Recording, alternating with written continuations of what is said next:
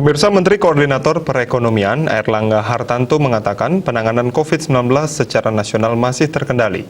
Hal tersebut diungkapkan Airlangga Hartanto usai mengikuti rapat terbatas terkait penanganan COVID-19 yang dipimpin oleh Presiden Joko Widodo di Jakarta. Airlangga Hartarto mengatakan dalam rapat terbatas pihaknya melaporkan kepada Presiden perkembangan kasus COVID-19 relatif masih terkendali, di mana kasus aktif nasional 5,2% atau lebih rendah dibandingkan kasus aktif global sebesar 11,9%. Tingkat kesembuhan kasus COVID-19 nasional 92%, sedangkan global 86,83%. Dan tingkat kematian nasional 2,8% dibandingkan global 2,7%.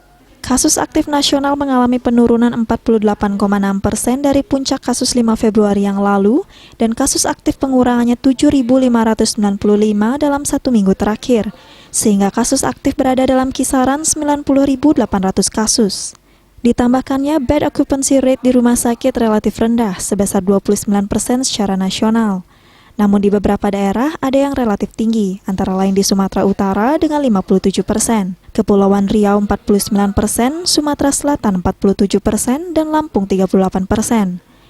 Di sejumlah provinsi kasus aktif meningkat, yakni di Aceh, Sumatera Utara, Sumatera Barat, Riau, Jambi, Bangka Belitung, DKI Jakarta, Maluku, Banten, NTB, Maluku Utara, Kalimantan Tengah, Sulawesi Tengah, dan Sulawesi Selatan. Berdasarkan arahan Presiden Jokowi agar pemberlakuan pembatasan kegiatan masyarakat PPKM Mikro pasca Lebaran 2021, baik di tempat asal maupun tujuan arus balik pemudik diperkuat. Airlangga mengatakan khusus pemudik dari Sumatera dilakukan mandatory check di Pelabuhan Bakahuni dan tempat keberangkatan.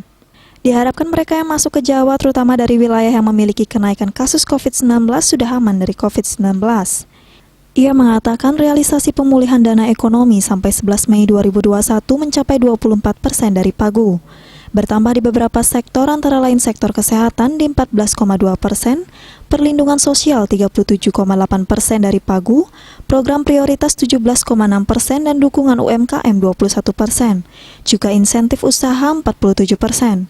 Bank Indonesia juga melaporkan bahwa peredaran uang Bank Indonesia meningkat dibandingkan tahun lalu, sebesar 41,5%.